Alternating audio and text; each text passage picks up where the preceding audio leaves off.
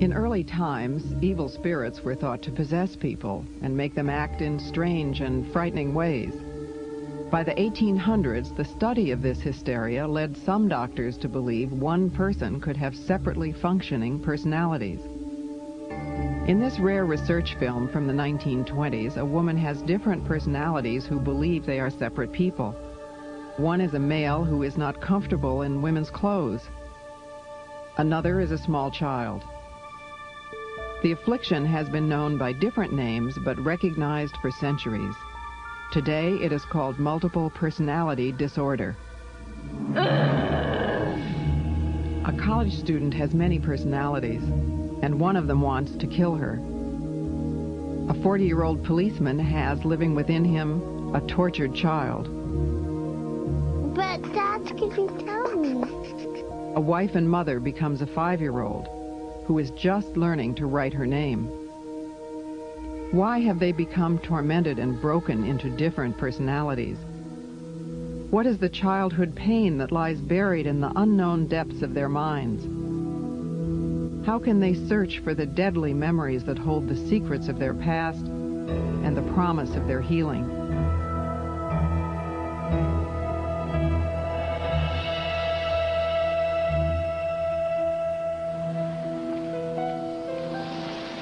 Twice a week, Gretchen walks across town to see her therapist.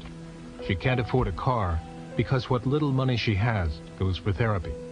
Gretchen is divorced and has 2 children who she hardly ever sees. It just hit me that I'm 34 and that I should be, you know, with my kids, mothering my kids, and I should already have a career and I should already be somewhere doing something. For most of her adult life, Gretchen has had severe psychiatric problems. She's needed treatment for years, but doctors never agreed about why. Okay, good time to come out. I didn't know and I was waiting. No, this is a good time. This is a good time. We were talking about anger. I know I don't like... 2 years ago, Gretchen was diagnosed with multiple personality disorder. She struggles to function every day and is desperately trying to understand what is wrong. Gretchen's problems began when she was a child. I always felt different. I didn't feel like I was like everyone else or anyone else. And I thought I was crazy, and I would hear that in my head too. We are so good at hiding ourselves and appearing normal. I don't want people to think I'm crazy. I don't want to appear abnormal in any way. I want to fit in. All of these categories would be considered subordinate. Gretchen has returned to school to finish her degree. She is an honor student at a small college in upstate New York. Okay. Anything else? I want to clarify. I thought the subordinate was a higher, more general, and superordinate. Okay. I've got it backwards? You got it backwards. All right. Superordinate. Gretchen is also studying art and has classes in painting and sculpture. It's difficult for me in school a lot. Something occurs in the class, and we're instantly overwhelmed. I need to find a safe place. I need to run out of the room and find a safe place to be. When Gretchen is in distress, she switches to a personality that is emotionally stronger. You know, if Gretchen's having a hard day, I come out and I go to class. I take exams. I study.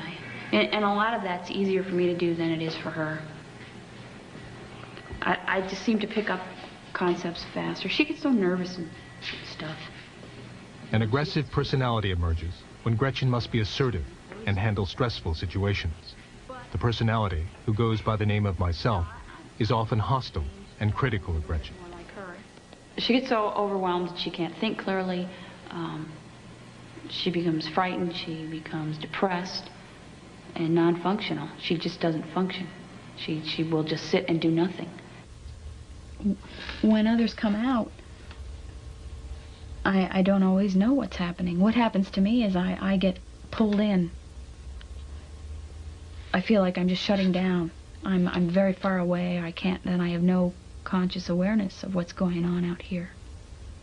Keep very still. When Gretchen switches to another personality, she is often unconscious while the other personality is in control. Sometimes she loses hours, sometimes a whole day. Gretchen communicates with her other personalities by writing back and forth in a journal. It's my writing myself. Each personality has a different handwriting. I requested when we started this that please, when someone is out, will they please write the date, the day, and the time, and where they were, who they might have seen. If they would please give me an idea of where the body's been.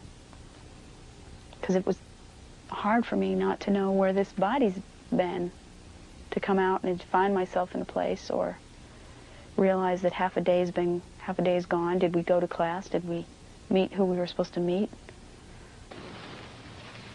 Gretchen is troubled by disturbing images and having feelings of uncontrollable panic. As Gretchen studied one night in the library, someone nearby began to clean with a vacuum. The sound caused her to panic, and she started to run. We tried to help.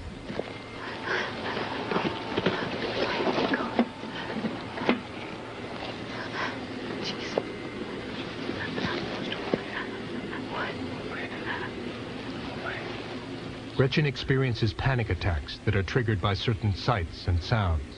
The attacks can happen any place, at any time. What are we gonna do? What do you need to do?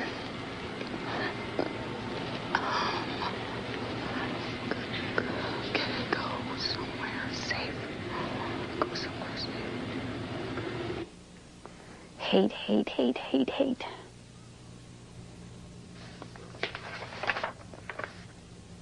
Gretchen is mutilated by a personality that feels she should be hurt and punished.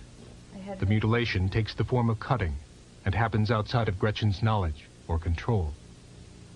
She cut pretty seriously and left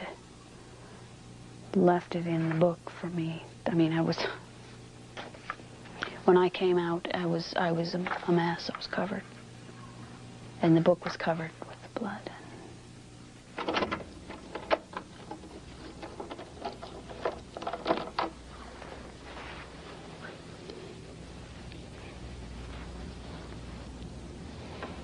One night, Gretchen was working in the art studio at school when a destructive personality took control. She found herself with cuts on her arm and blood on her clothes. Gretchen returned to school to see what had happened.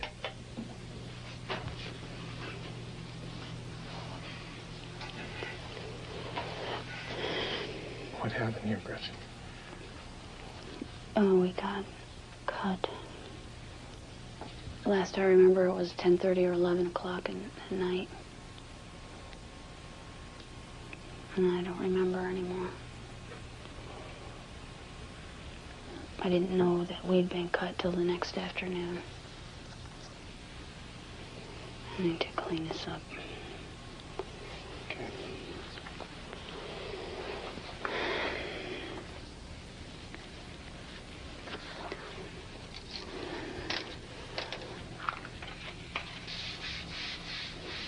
The mutilation has been happening for years. Hundreds of cuts have been inflicted on Gretchen's arm and on other parts of her body. But this cutting is more serious than most. Her life is becoming unmanageable and dangerous.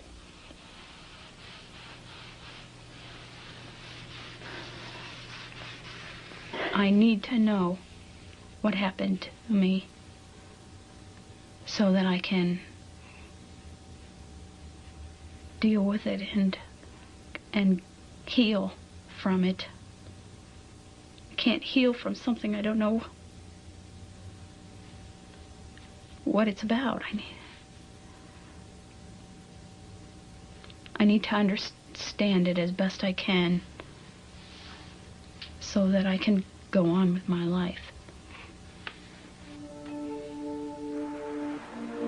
Gretchen traveled 2,000 miles to get specialized treatment at a psychiatric hospital in Texas, which has a specialty in treating multiple personality disorder.